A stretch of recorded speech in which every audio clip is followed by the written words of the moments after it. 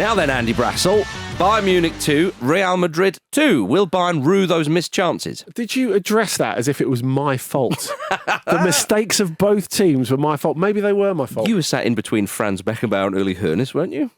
You know how this works. Every time there's a European game on Yeah. and something happens and no English teams are involved, this is basically your press conference. This is a day off for us. Yeah, it's brilliant. When I suggested Andy was sat between those two, I've never seen him so angry in all my life. But Andy, of course, the narrative was Kane v Bellingham, wasn't it? Yeah. And which one of them will face Jadon Sancho in the final? That's what I want to know. Well, Wembley's calling. Wembley really is calling. But surely, though, Bayern will be annoyed that they didn't win the game. Maybe, but I don't think they played well enough through the game as a whole to say that they should have beaten Real Madrid. Because I think great first 15 minutes, then the goal is scored by Vinicius and totally knocks the stuffing out of them until half-time and until they can have a rethink. But the stuffing was put back in, though. Excellent. There's a pleasant image. They restuffed themselves. Yeah, they did. They did. Excellent second half, I thought.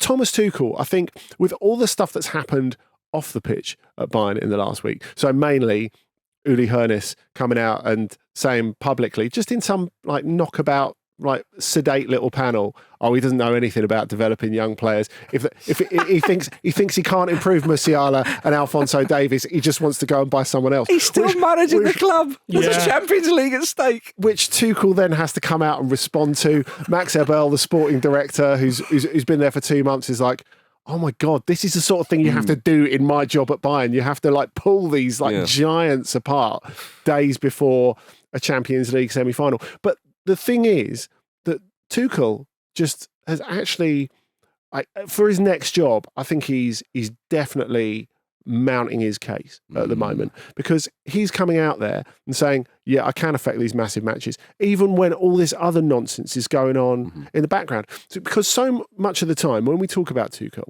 we don't talk about him, the coach. We talk about him, the intense person, the person who says stuff that you shouldn't really say, who's really good at falling out with people. Whereas actually, he's in his element in the back end of the Champions League, isn't he? It is. Well, and also, just to give him his dues as well, actually, I think that if you cast your mind back when he was Chelsea boss and it was chaos, obviously with Abramovich and all that kind of stuff, handled himself very, very well. So I know we see him as a bit of a madhead, but credit where credit's due.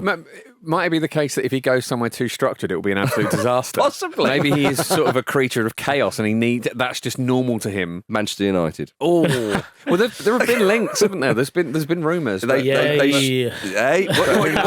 you reckon to that, Vish? Is that the sweet spot where you think you'd be happy and we'd also be happy? I think that would be a bit beneath him, to be honest. I think one of the interesting things, if you look at I suppose Chelsea and then PSG as well, and maybe Bayern now, not that I thought this when he joined, and certainly when he started, but he is a very modern manager in that he knows not to get too comfortable anywhere. Yeah. Well, certainly anywhere, in the last 3 or 4 years, but he's clearly someone who is quite selfish. You call him a modern manager, is he just self-aware? Well, I know they're not going to like me, so... But that's kind of one of the same, isn't it? He's not trying to... He comes into these clubs, I think, and he doesn't try to imprint himself onto them because... He was like, probably a lot of them can't be asked. I don't know how many of them are going to be... If I'm here for 2 years, I don't know how many of these lot are going to be sticking around for that. A lot of parallels with Mourinho, really. Yeah. Particularly with the young players thing. Mourinho wasn't interested in that because he knew he wouldn't be there when they came to fruition. Exactly, yeah. He's not project manager, is he? Yeah, but I mean, I suppose if he lets this known, if he walked into the club and went, well, some of you lot aren't going to be asked, it's not going to really go well for him.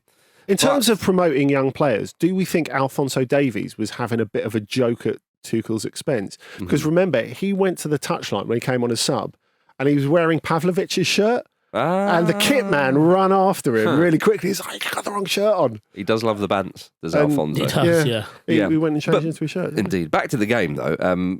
You're right, second half was much better, Andy, for Bayern. Of course it was.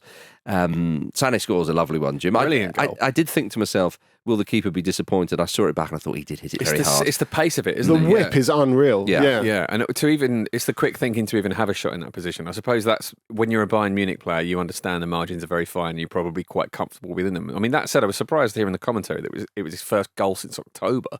He's a bit of a drought. But yeah, he really stepped up yesterday. And it's an interesting poise in the tie now, isn't it? Because based on what we saw, there isn't a clear favourite. I suppose you'd probably edge towards Madrid because obviously they now have the home advantage. But based on what we actually saw between the two teams, Bayern edged it at times. But Madrid have come away with a draw, as they often do. It's sort of the old money derby, this, isn't it? Neither is going to yield. And there's a sense that Madrid are always in control, even when they're behind in a tie like this. And it makes for a fascinating kind of second leg at the Bernabeu, because I wouldn't be surprised at either team going through. Yeah, an interesting one. And especially, I think, again, with the away goals being scrapped, there is something about it which... It makes other teams kind of... Well, you've seen the score. It's making these ties better, isn't it? Yeah, I think so. Yeah. I mean, and there's few bigger ties, of course, in world football than Bayern versus Real Madrid. Nice to see two absolutely unnecessary penalties from such big, experienced teams. I agree. Both so avoidable. Yeah, Danny Carvajal was obviously watching on going for... No, you're doing it wrong. Come on. But yeah, Vasquez obviously gave that one away. Kane steps up. And Jude Bellingham... I don't know whether he was encouraging Harry Kane, saying, I hope you score this because it'll give you confidence for the Euros or something. Save it for the Euros, mate. If you're going to miss one, miss this one. Yeah. Maybe that. Yeah, get this out of the way. Get out your system.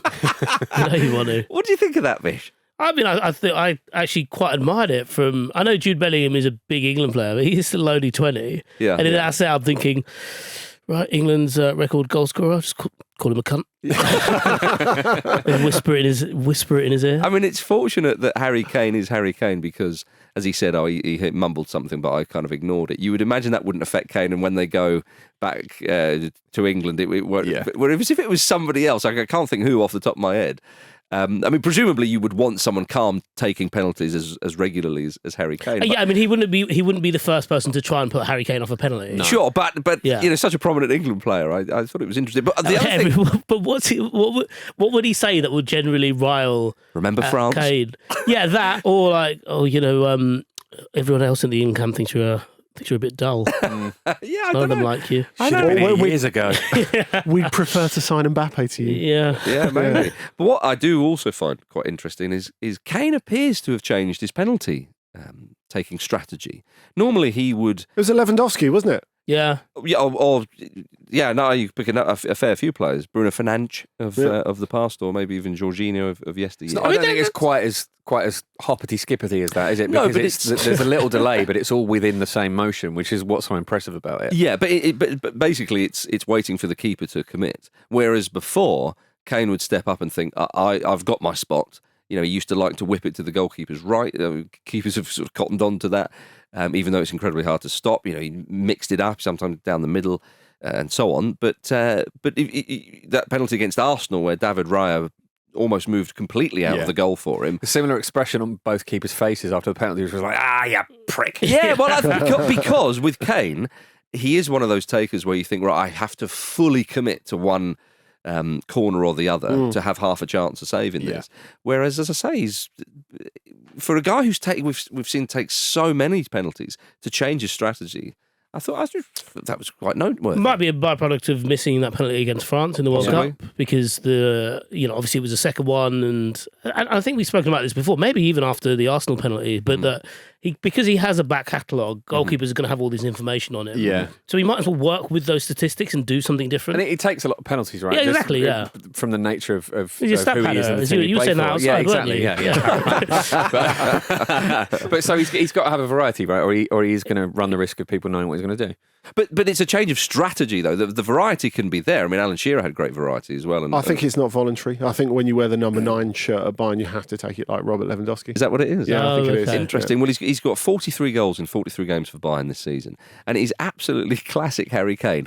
He will mop up the goal-scoring charts and yet will probably be trophyless at the end of it. Although the Champions League is still there. I mean, I would love it if him and Eric Dyer lift the trophy at Wembley. Well, so Tuchel is pretty magic at this, isn't he? Yeah. He understands. Carlo Ancelotti isn't? Well, true. But he understands this stage of the tournament, right? So you wouldn't be surprised to see Bayern end up there. And if it ends up as Bayern PSG, even though a lot's been said about this Bayern team and them not being a vintage team, etc., we all know the sort of the erectile dysfunction that PSG get in the latter stages of the Champions League. So If they get through this, you wouldn't put it past them to win it. You wouldn't put it past them. There's also, if you consider part of Real Madrid's nous just held almost entirely within Toni Kroos as well. Yeah. It's really hard to look beyond like a proper like Ballon d'Or push in terms of take Real Madrid to the final, win it, then do bits in the Euros in the summer, having just come back from international retirement. I mean, the assist for Vinicius Junior for his first goal, delicious. Yeah, but actually, when you watch it again, for Kroos, it's actually quite straightforward. He sees the lane, and it's open space where it's a foot race between a guy who's pretty slow on the turn and one of the fastest forwards in the world.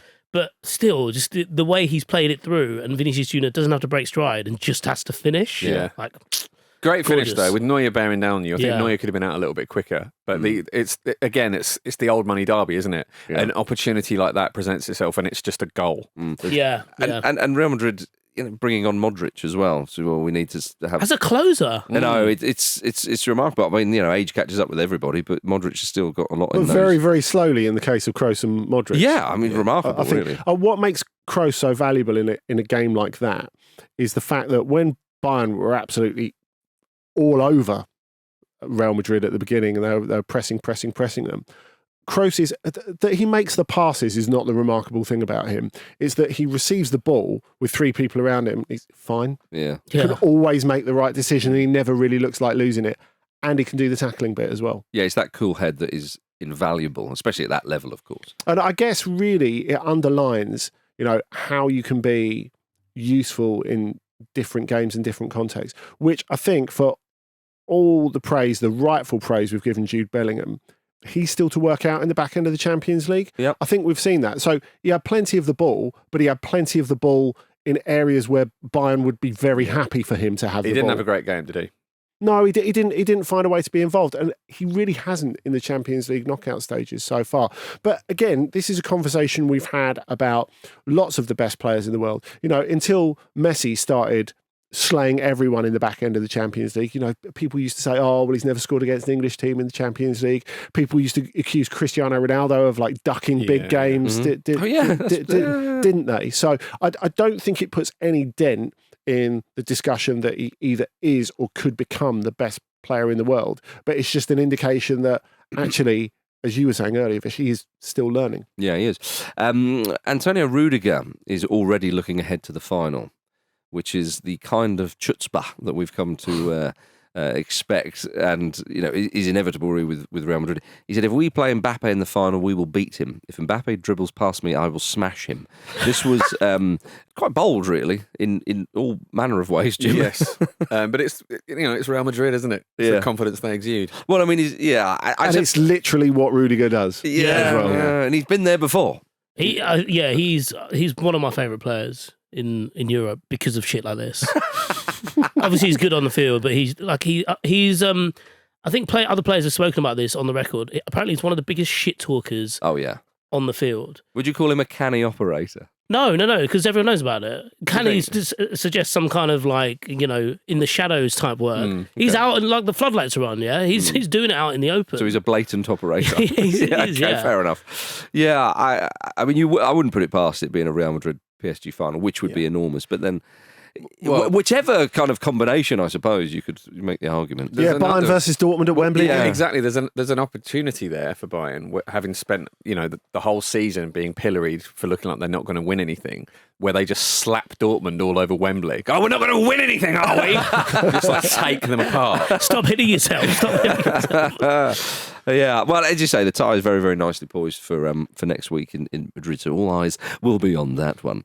Gentlemen, from the Champions League to the Championship, Coventry City 1, Ipswich Town 2. Ipswich are 1 point away from returning to the Premier League, and they've not been in the Premier League since 2002.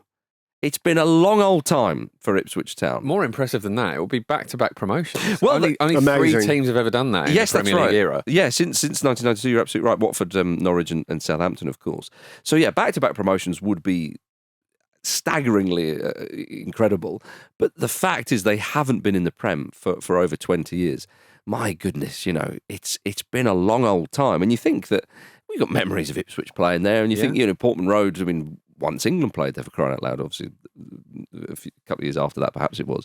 So it's a storied old club, Andy, but having not played top-flight football for a long time, it's one of those ones when they went down, you think, well, we'll see them again, as you do with, say, the aforementioned Norwich, Watford, Southampton, to use those ones. If they go down, we'll see you soon, boys, kind of thing. Whereas Ipswich, I couldn't believe it's been that long. Yeah, it makes me think that League One has become the new National League, like stuffed with really big clubs and very, very difficult to get out of. Because I think you see a lot of clubs, or a fair few clubs of size and stature, and obviously, you look at Wrexham this season, that's a slightly different case, who go from National League, League Two, straight up to League One.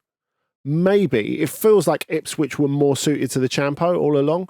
I mean, the League One's such a weird league, and they were stuck in it for a long time with horrendous financial problems. Along with a lot of the big clubs that get stuck down there. You think it's happened to Sunderland, it's happened to Sheffield Wednesday. And it is a weird league because you have that logjam of those massive teams at the top. And then you have, normally like Accrington, Fleetwood, let's say Wimbledon at the bottom. There's we talk about the gap between the haves and have-nots in the Premier League is nothing compared to what there is in League One. But that makes it incredibly complicated to get out of because there's enormous pressure to get out of there, but it's not a given. So almost like coming up to the Championship, it's like a breath of fresh air, and it's like, oh, we can enjoy this and show how good we are. And certainly Kieran McKenna, who is a coach who it has been clear for a long time that he's going all the way to the top. Not only does the Championship not knowing what's hit it, I think we might see a bit of that in the Premier League as well. I think people are going to look at this guy, and he is going to be coaching a really big club, I would say, in 1 or 2 years. Well, he'd impressed a few people at Manchester United anyway, because I think Jose Mourinho promoted him from under-18 coach into his first team squad, and then even through the change of managers, so from Solskjaer to Rangnick as well, he was the one constant, considering that both of those managers brought in their own, I suppose, allies in the coaching staff. McKenna was the one who everyone was like, no, this guy's, you keep this guy on board. He's very analytical. He very, savvy in terms of like talent ID and coaching and things like that. And I mean, he's on the cusp of 2 promotions. And not just any 2 promotions, but promoted to the Championship and then to the Premier League. It's really difficult. I think to say that they're getting the 2 promotions in successive seasons, we have to presume they'll get it over the line against Huddersfield, I think. Huddersfield are all but relegated. Yeah, they would need 15 goals. A massive reversal of goal difference, and they'd actually have to win there as well, which is the bigger issue. I think is going to be tough as well. But I think Vish is absolutely right to put in context what the promotions are. I mean, 2 successive promotions from League One to the Premier League sounds amazing on its own, but when you drill down into what it actually is, the pressures that he's had to work under, I think it's amazing. Especially as you mentioned earlier about the financial difficulties Ipswich have been in of late. Like it really was a bit of a shite show at that club. It's needed a complete restructure. Yeah, and so suddenly here they are, and in terms of finances, I mean, there's fewer more lucrative places than the Premier League. Yeah, there's been an element of Bielsa about how he's worked because he's really lifted the floor with a lot of the squads. If you think, agreed, yeah. Because if you look at that, like they're 2 central midfielders, Massimo Luongo, Australian midfielder, and Sam Morsey as well. They've more or less played like throughout the season, and they've been players who've basically found themselves at Ipswich in one way or another. I know what you mean. Luongo, I think he started out at Spurs, but I remember him seeing him at QPR, and he looked a bit big, and you didn't really know what to make of it. And then I watched. When you say he looked a bit big, like too big? No. It's like he looked a little bit overweight because you wondered like, can you be like a box-to-box midfielder or whatever? And then you kind of just, because I don't support a team that he played for, kind of just forget about him. I saw him earlier this season. I was like, who's this bloke running around bossing the whole game while like Morsey's acting as a general in the middle? And it was Luongo. Yeah, they've been exceptional. Yeah, and there's also a chance that Norwich go up in the playoffs and we get the Old Firm derby in the Premier League. Blimey, Jim. It'd be nice. Yeah, it wouldn't be bad at all. And that Maidstone United win there in the FA Cup seems even more big. It really does. It does. It's more impressive. Yeah. But especially in this season, though, you think they're going to need 94 points to go up. Yeah. I mean, not even as champions. No. I mean, this is an absolutely titanic promotion race. I mean, you always feel a bit of trepidation for that team that finishes third, that goes into the playoffs with like 90 points, that wasn't good enough to finish in the top two. Now, I think, Leeds have got enough quality and they've got a good enough coach to pull themselves together, and they are a lot better than the other teams in the playoffs as well. Yeah. But for them to go back to the start and regroup, especially after the way it's fallen apart. I mean, obviously all praises to Ipswich, but from Leeds fans' perspective, they'll be looking at the 4-0 at QPR on Friday night, which is the result that sort of pulled the rug out from under them. So really, they've just got to put that to bed and forget all of that, because they have got the quality to get there. I think it could have been, you're right, I think it could have been slightly worse for Leeds, in fact, if they'd have not done it on the final day of the season. Yeah. So actually, they've had their disappointment. They've now got a little bit of time. They can get their head in the game in advance. And you're right. I still fancy them to win the playoffs. Presuming, I mean, as I say, surely, Ipswich won't bugger this up. Ipswich fans may be listening to this going, shut up. It doesn't matter what I say. They will be. What's going to happen will happen. But I think the idea of the team who finishes third, never go up. Obviously, that's not true. I mean, Fulham managed it when they were a bit disappointed when they finished third as well. In terms of the points total, for those who are not too au fait with the Championship, Fulham went up and won the Championship, a couple of years ago with 90 points. And you're going to have three teams who've got that already. Yeah. Now, 90 points isn't the highest. I mean, Reading have the record, was 106 points. Reading got, which is the record, which is phenomenal, obviously. Hence, it's the record. And Leicester would have got that if they hadn't have had their little blip. Probably. Maybe. Yeah. So, Fulham with 90 points. It is a very, very good tally. Don't get me wrong. But there has been, a fair few other teams who have achieved higher. But it shows you that this kind of promotion sort of title race that in the Championship, which has been so incredibly good. And on Leicester, of course, on Monday night, they secured the title with a 3-0 win away to Preston North End. Jamie Vardy scored a brace. Go on, Jim, take it away. And one of them should have been a tap-in, but he made sure it wasn't a tap-in. He hit it so hard, he fell over. My goal of the season. Yeah! Easily. So enjoyable. Yeah. He is indefatigable. Yeah, obviously the ball hits the post and he's, 3 yards out with the goal at his mercy. Just loving life. Yeah, with the weaker foot roofs it. Just what a joy. Yeah. He's 37 now, Jamie Vardy? Yeah. 18 goals in the Championship this season. Yeah. There's talk he'll be signing a new deal. I would assume all parties would be very pleased to get that done. So I think we're going to be seeing him back in the Premier League next season. And Enzo Maresca said it, didn't he? He said he is Leicester City. Yeah. And that's with all the new ideas that Enzo Maresca's brought in. And they did really well to appoint him as coach, by the way. To appoint someone who's not just a meat and potatoes promotion specialist, but actually let's rethink about the way that we do things and do it in a sustainable way. And I think that's been a really great thing to do. But for this season, if we're talking about Vardy, it's almost been good for him to re-establish his relevance and re-establish his importance, not just to the club, but actually on the pitch as well, right? Yeah, because I thought he was on his way out. Was it a year or however long ago? He had such little involvement, didn't he, as they went down. Well, do you know what? There's an element of it sort of being a bit Mitrovic-esque in that he was on the bench a lot for Fulham in the Prem, and he'd already got a move lined up, went down to the Championship. Fulham managed to keep him. Are you saying he's in Saudi in 2025? Could be. Well, he wants to play until his 40s. So let me remind you of the drinking laws in Saudi. Now, I think it's unlikely he'll end up there. Although he could do what a lot of players and managers do, commute from Bahrain. That's the hack. Well, hack. That's the hack for those who like a tipple. Andy. There's an empty house left there by one of his former England teammates that he might like to move into. Could be.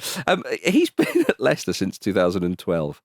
The stuff that has gone on at that club since he's been incredible. There. Absolutely Promotions, relegations, Premier League titles. The movie keeps not coming out about his life because he keeps adding bits to it. Yeah, it's got to be a trilogy, surely. Absolutely. I don't think we need to see the Jamie Vardy movie. Yeah, we've already seen it, and it's still going. It's just still the curtain has not been brought down on that man's footballing career just yet. Yeah. So back in the Premier League, we want to see him doing his stuff. They were singing "I Predict a Riot" at the party, weren't they? Which Leeds fans sing, obviously, because Kaiser Chiefs are from Leeds. So even that, Even in celebrating, they have to mug off someone else. That's a lot. It's not enough to be happy for yourself. That's Someone right. else has to be suffering as well. That's There's right. a fair bit, well, not a fair bit, but a decent amount of research that's gone into that. Yeah. Right, Leeds-based band, not singing Reverend the Well, they Makers, are we? sing it. Leeds fans sing it in the ground. Yeah, right, okay. Yeah, he will win. Jamie Vardy. He will win. Like, just, we thought he lost when they got relegated last season, and somehow, no, he's won again. He plays the long game, that man. It's fair to say. Just escape relegation next season, title season after. That's the pattern, isn't it? Yeah, yeah, and then retires at 45. Another golden boot and so on. Oh dear, it's incredible stuff. Right, everybody, coming up in the second half, we've got the Manchester United squad being up for sale, tonight's Champions League game, and Michael Owen on the mic. Ooh. Hi, I'm Frank Leboeuf. You're listening to the Football Ramble. Welcome back to the Football Ramble, everybody. Now, it was announced yesterday that Premier League clubs have voted in favour of developing plans to introduce a spending cap. Clubs will now likely have a vote in June on whether to introduce the cap in place of the current profit and sustainability rules. On Saturday's mailbag, Andy, Luke and I discussed whether Premier League spending cap is a good idea. You can listen to that episode right now. And remember, if you hit subscribe, you'll never miss an episode from us. We also discussed our favourite stadium entrances on that edition of the mailbag. And Ramble listener Calvin has since brought to our attention that in the Norwegian League, newly promoted side KFUM Oslo, they have their changing rooms separate from the stadium, so the players have to cross the road to begin the game, which is quite something, Andy. I'm trying to think of the Polish Ekstraklasa team who've got their changing rooms are porter cabins in the car park. Yeah. Wow. And they have to walk into what is quite a big stadium afterwards. I thought to myself, like, if you Not a favourite of mine. But yeah, but maybe if you were to try and delay kickoff, you would, like, parking the bus would mean something different there. The players can't cross, and then fine them. They got Anyway, right. Talking of nonsense, everybody. Michael Owen and Howard Webb were back last night for Referees Mic'd Up on Sky Sports. Howard Webb stated that only one of the 3 penalties that Nottingham Forest felt they should have been given against Everton should have been a penalty. It was, of course, that third one, Yes. which was just as blatant a penalty as you'll see. So, after much toing and froing and discussing between the various sort of panels and so on who analysed this stuff, everyone seemed to be fairly content with the fact that the first 2 weren't given. Yeah. But the third one, Howard Webb admitted, yeah, we were wrong on that. Yeah, I mean, but that's kind of what everyone thought, isn't it? Yeah. It doesn't really shed any light on it, and it's now so long, or it feels so long after the fact that it feels sort of pointless. The show is fascinating. The more and more episodes of it we just occasionally see, because it just arrives, doesn't it? Yeah, So, like, they it do- doesn't, yeah, they doesn't just seem don't- to be scheduled at any point. I remember, Marcus, you talking about travelling around South America and learning that Hugo Chavez, the former dictator, had a radio show called Suddenly Chavez, that would just suddenly be on every channel, and it feels a little bit like this. And Michael Owen, can I just say, that's a wonderful callback to Suddenly Chavez. Yeah. Do you know, and before it came on it, because obviously dictator, so they control the airwaves there, you knew it was coming because a harp would suddenly play. So you're listening to your favourite tune or whatever, or some beefy discussion on the radio, and suddenly you hear the harp. Yeah, Gilvan Bennett, here he comes. is. And they could go on for hours, these. Yeah. So, yeah. That's the thing. I'm like, I never see it advertised, but I always know it's just on. pops up. Yeah, it's- Yeah. What's that? How does that Suddenly happen? Michael. But Michael Owen is an inspired choice because it's such a weird one. Like it almost feels like performance art at this point. Like, I don't know how familiar listeners are with Tim Robinson. I don't think he'd be as weird on this. He's such an odd presence. Do you reckon? So, like, is there going to be a season finale? And, Well, and I hope will they kiss? Yeah. It's what we're all talking. It's why we tune in every other week. Will they kiss? Oh, yeah. No, I can't see Howard Webb getting... Pashed by Michael Owen. Yeah, I can't see them getting off of each other, but there will certainly be more discussions because this is the world we live in now. Howard Webb did say that Pugmol are considering having the referee explain their decisions to the whole stadium. I love this. After visiting the pitch. I side love it. monitor. But this so should happen. naive. This should happen. This It should happened in the Women's World Cup. Yeah, Right, okay. but it didn't happen well in the Women's World Cup. Well, this is it. It just said this is the decision. Yeah, yes, the decisions weren't explained. Andy, so it was just a bit Hollywood, really, wasn't it? Andy, it's just not a good idea. It is a good idea. No, it's a very genuine. For the it's a Football very Ramble, good idea. it's a good idea. No. It's a very good idea because the issue all the way through this, one of the many issues all the way through this, has been how terrible the communication is. Yeah. Specifically, even the language between official and official, and the audio that we get through the, for example, obviously the highest profile blunder, let's say, was the Liverpool one at Spurs, where just the conversation between everyone behind the scenes was so chaotic that no one really had any control of the situation. And if you put them in a situation where if you put this scenario on the table where you have to have clear dialogue with the fans, that clear dialogue starts further down the chain as well. Totally agree with that. And it improves the fan experience, and you're in a situation where you mimic American sports where, for all the, you can shit on them for X, Y, and Z, the best thing about them is, whether it's the NBA or the NFL, they explain their decision and it's clear and everyone knows what's going on. They might be pissed off about it, but they actually know what's going on. 100% Can I just say it's X, Y, and Z, by the way? Jim. Yeah, that's all very eloquently explained and very mature. Come on, right? Jim. Come on. But Give it to him. This is based on what Howard Webb seems to think is going to happen. I love the naive idea he seems to have that if referees just get the chance to explain themselves, the crowds will be placated and it'll all be fine. Yeah. It's going to be amazing. It is going to be brilliant. Yeah, I couldn't agree more with you, Jim. It's going to be a shit show. It is, and look, it will benefit this podcast. Okay, so once again, what's good for us, but I just can't imagine. We've never seen fans kick off to the degree they're going to kick off every weekend. This is going to be a golden age. I genuinely think it won't be that bad. Because, I agree. Because you two go to games regularly. Yeah, but we're not the average.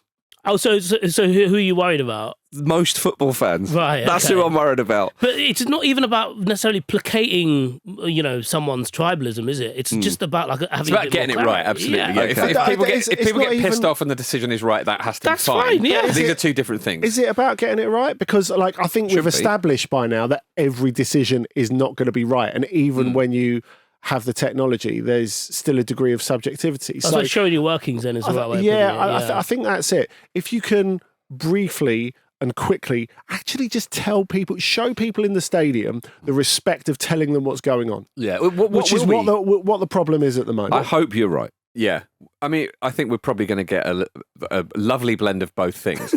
But it'd be interesting to see what happens if and when there is an incident like the game, like the Liverpool game at White Hart Lane, when there's a genuine blunder and then it's explained to the whole stadium. What happens then? Yeah, we messed that up. Well, that is hopefully a complete anomaly, because that error was particularly bad. It wasn't an error. They didn't get the decision wrong per se. It was, we've restarted and we can't go back kind of. Sure, but there was one at the Emirates last season when they forgot to draw the line, so an offside goal was given. That's they do happen.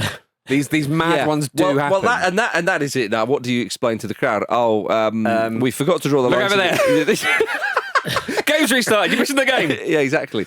You just tell them about the offers that are the in-stadium offers. I don't know, but as you say, it's not our problem. So we will very much enjoy reporting on what happens there, if indeed they decide to do it. I would say for the referee's sake, if I was a referee, I'd be like, we don't need that, do we? But there we are. There we are. Right. Now, it's been reported, everybody, that Manchester United's entire squad is up for sale this summer. Apparently, only 3 players are thought to be off limits in the transfer window. So maybe their entire squad isn't up for sale, but you get the sentiment, Andy. It's not like a bundle. No. No. You have to take all of them. You really you can't just take one or two. Right, you bought it. You're taking Anthony. You're taking Anthony. Because I like you, I'm going to throw Dallow in as well. So who do you reckon the 3 would be? Surely Mainoo's one of them. And yeah, it's Mainoo, Højlund and Garnacho, isn't it? I don't think it's a secret. It's absurd. But not Bruno. Yeah. But what an extraordinary... the best player for the last fucking What an extraordinary 10 years. approach to say, the whole world knows how much there is to sort out at Manchester United. We're going to do what is famously the easiest thing in football, selling a load of Premier League players that we don't want. Yep, exactly. Who are on and massive also wages. one of the best tactics, because they use it to sell fruit and fucking veg, is tell people how cheap they are. It's an absolute fire sale. Bruno, get your Bruno. Yeah. Slab it. I like this summer's going to be. No, we haven't got any Rashford. It's out of season. Yeah. This summer is going to be brilliant for those of us who don't support Manchester United. Like, it's just going to be fascinating how it all kind of plays out, really. Ajax apparently have made Erik ten Hag their top target for next season. So, I mean, again, on behalf of all non-Manchester United fans, hands off him. We need him in that job. Any move for Ten Hag, though, would be... Imagine if outside Old Trafford on the weekend, we're all protesting. everyone in different shirts, but United shirts. We want you to keep Ten Hag. Well, any move for Ten Hag would be reliant on him being sacked by Manchester United. Yeah, but it's funny that Ajax have made that public. They're trying to knock his confidence. I don't know. Get him a bit We cheaper. want him so much. We're not going to pay that haven't. much. It's that It's rumoured, isn't it? the guy who's the new sporting director is quite close to Ten Hag, and they're part of the same management company. There you go. So they see a little But opportunity. All right, it's become public. Is what I'm saying. Yes. These things come from somewhere, don't they? Well, I actually think the chat about Marcus Rashford and how they'll give genuine consideration to selling him if he expresses a desire to leave is really manipulative as well. Yes. Because if he ends up leaving, it's going to look like it's on him, and That's right. I think it's very unfair after a season like this to put that sort of pressure on him because he's had a difficult time, and you know he responded a little while ago, didn't he, to some criticism from fans and saying it's abuse at this point, and he's got a long and complicated and storied history with Man United, and I think that's a shame. Yes, I agree. And if you remember when they sold Danny Welbeck, I know it was a number of years ago, and you wouldn't say that Welbeck would have been seen as on the same level as Rashford. Fans were unhappy because he came through Manchester United there and so on and so forth. And I mean, they do have a proud tradition of bringing through young players. I think a lot of fans, I don't know, I get the impression that they'd be very disappointed if Rashford is this the moment that you can get away with it though? Because possibly if you're gonna at least nominally build around Manu, you can say, see, we do still care about the academy. I don't think there's really any sort of danger of Man United being accused of not caring about the academy or bringing young players through. Right? Especially now, the academy is going well at the club. moment. Yeah. How do you feel about it, Vish? Is this a good time to part ways, or is it just a bad season? Players have them sometimes. It's about Vish supporting another side. It's a good time to sneak away and support someone else. There's Manchester City in the FA Cup final. Surely you'll do it before that. Yeah. Well, I should go in and be like, oh, who am I rooting for here? I said this. I think I said this about a year ago with Rashford. I will be very upset that he no longer plays for Manchester United. But speaking, speaking to someone who does admire Rashford as a person, I genuinely think it's in his best interest to leave. And I appreciate that's not taking into consideration the fact that he grew up there, the fact that he would have family and roots in Manchester, which are probably not talked about enough when we have these conversations about where players should and shouldn't go, or when they shouldn't and shouldn't go. But I think he's stalled a bit. I think last year was a bit of a flash in the pan, obviously a season-long flash in the pan, but I think his development has been arrested because of being at Manchester United for as long as he has. And I think the fact that he's still only 26 is remarkable, really, because being at United feels like it ages you quicker than most other clubs. But I think I really do think he should go. I think he should take a lot of time deliberating his next move, and we will see the player that I think everyone knows that he can become, but has been unable to over the last few years. Yeah. Something that's slightly stranger, though, speaking of Premier League managers and potential places where they might go. Spartak Moscow have reportedly inquired about former Manchester United manager David Moyes and his availability for next season. Moyes is said to be reluctant to commit to the move at this moment in time. Is he waiting for the political situation to calm down? I mean, what on earth? He's trying to be as polite as possible to then never have to discuss it again, presumably. Well, let's give him the benefit of the doubt, Jim, and go with that. It's like that joke about Alex McLeish when he was rumoured to be signing for Besiktas. Right. That he's going to get off the plane holding the sign saying, "Welcome to hell." Oh dear, yeah. I think this would be a more controversial move, though. If you could argue, I don't think I'd have to argue it very vehemently. No. Yeah. So as we say, let's give David Moyes the benefit of the doubt there. All right, let's turn our attention to tonight's match: Borussia Dortmund versus Paris Saint-Germain. Jadon Sancho involved. Love it. Hey, he got out of Dodge at the right time, although he's only on loan. So, we'll see what happens there. Presumably he's also for sale. Yeah. He's one of the three. He's doing all right, actually. He is doing right. He's in the Champions League semi-final, for crying out loud.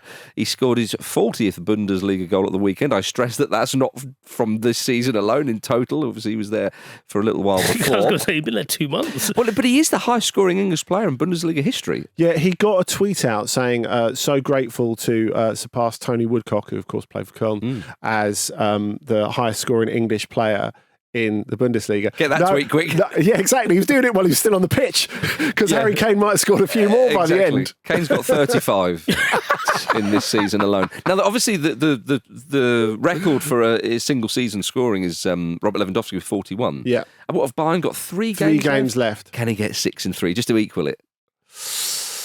That'd be interesting, wouldn't it? It would be interesting. You saw him last night when he had that shot from the halfway line. He's like, I definitely intend to try for the record between now and the end of the season. Is he just going to Charlie Adam it every time he gets the ball? He's going to have a pop. I mean, it's been... We're going to rest our wingers so Kane just bang it from 50 yards every time he gets it. Yeah, exactly, yeah. Of course, Erling Haaland managed 62 goals for Borussia Dortmund. Which was rather impressive when he was there. And Haaland has become a character in the mobile video game Clash of Clans. Have you seen this? Yeah, it's adorable because he apparently instigated this himself. Yeah. He said he's been playing it for 10 years, so that would be since he was 13. And now he's basically living the dream life of that 13-year-old boy. So I'd love to be in this game. How nice. You know what? I probably can be. Yeah. I'll just drop him a line. Yeah. Do you look like a very tough sort of Nordic type of character who could slay people? Oh, yes, you do. Right. He's essentially leaning into the jokes people make, isn't he? Which is nice as well. Yeah, I think it's great stuff. But on the game itself... Mr. Brassel, you know Borussia Dortmund better than most. I thought you were talking about Clash of Clans. So did I, could you come back to me on that one on Friday? Could you beat up Erling Haaland? No, Borussia Dortmund versus PSG, of course. PSG were favourites for this. Yeah, big favourites. Yeah, and do you think that's how it will play out? Yeah, maybe. Although in the group stages, you had two very different games between them. I mean, I went out for the first one in Paris where PSG absolutely hammered them. I mean, they only beat them 2-0, but they were so much better than them. It was unbelievable. And then you had the match day 6 one where great match PSG went over there and had to get a result to go through. And if Dortmund had beaten them, PSG would have gone out of the group stage for the first time in the QSI era. But I mean, referencing the group stage, you're right to do that because they have played each other twice in this competition. But PSG did lose 4-1 to Newcastle in that group stage, so it was quite a long time ago. As the seasons have progressed, Dortmund haven't really pulled up any trees in the Bundesliga. No, but Dortmund have been consistently inconsistent. They're Solskjaer's, well, there's a PR spin for you. They're Solskjaer's Manchester United in that they've got the individual quality to win every game, and they've got the lack of organisation to lose any game. So they're looking forward to the away fixture because Solskjaer's Man United were pretty good on the road, weren't they? Yeah, there you go. I mean, surely though... it's a penalty in stoppage time to send them to Wembley. Indeed, yeah. But I mean, look, all sort of bollocks aside, Vish, you offer PSG a semi-final against this Borussia Dortmund side in the competition in the Champions League, bite both your hands off for it. Well, in terms of who else there was to play, obviously it was governed by sides, but yeah. You get what I'm suggesting. Yeah, but they... I suppose this isn't because they've breached this stage before. I don't think they'll have the same kind of nerves. I think they'll see this. I think they'll approach it with typical PSG arrogance, and maybe that'll be their downfall in some way. But I don't know. I think it feels like Mbappe is on a bit of a mission at the moment. It feels like he's someone who's always had time on his side, and it feels now that the conversation's turned to you might be running out of time in some regard. Obviously, he's gonna. If he leaves PSG, he's got literally anyone in the world. But surely, I mean, he is going to leave in the summer, right? He'll want to win it as many times as possible. Exactly. It would be fitting, and from what we know of Kylian Mbappe, because he is still a young man, it would just be classic him to kind of deliver them that trophy, be cemented as a legend at the club, which he already is. Yeah, but proper, like, this would be all-time great. Yeah, because there was obviously a little bit of disharmony when he was saying that he was going to move on, and and they started trying to flog him to Saudi or whatever it was, if you remember that time. Yeah. If he was to deliver, and then left him out the entire squad. Yeah, exactly. I mean, that actually happened this season. It's incredible, remarkable. But it would it? be typical of him to kind of go, right, there's the Champions League trophy. What are you saying now? Anyway, wish me good luck on my next move. Neymar couldn't do it for you. Messi couldn't do it for you. Here you go. There you are. Ronaldinho couldn't. I mean, you're going back a long way there, Jim. Mm-hmm. Paul Le Guen couldn't as well. Nice. Jeremy Rothén tried. Yeah. So based on the previous games, Dortmund were quite open against Atletico, and PSG are very, very athletic, very fast. They seem like the two games seem quite different because Barcelona and PSG were very well matched in terms of their athleticism, I thought, whereas the other game was a little bit slower, a little bit more open at the same time. So I think there's a chance PSG batter Dortmund here over these 2 legs. Well, that's my fear as well. I think when you have an unfancied side and you see in the semi-final lineups, you think, blimey, they've gone away, that's incredible. Seldom do they actually go on in the final, and especially as it's over 2 legs, I can't really see anything other than the PSG victory. I'd bloody love a Dortmund victory. Let me state for the record, it would be hilarious. But that's what I think. But I thought they wouldn't have a chance of getting past Atletico, really, or not a great chance. Yeah. So. Well, I mean, they shouldn't have. This is the thing. Atletico should have won that game, really, but they didn't. Yeah, they should have done. And this is the game we have for us this evening. So look forward to that one. Thank you for watching a clip from the Football Ramble podcast. Don't forget to like this video and subscribe to the channel so you don't miss an upload. A single upload. Don't miss out on the uploads. The uploads are important.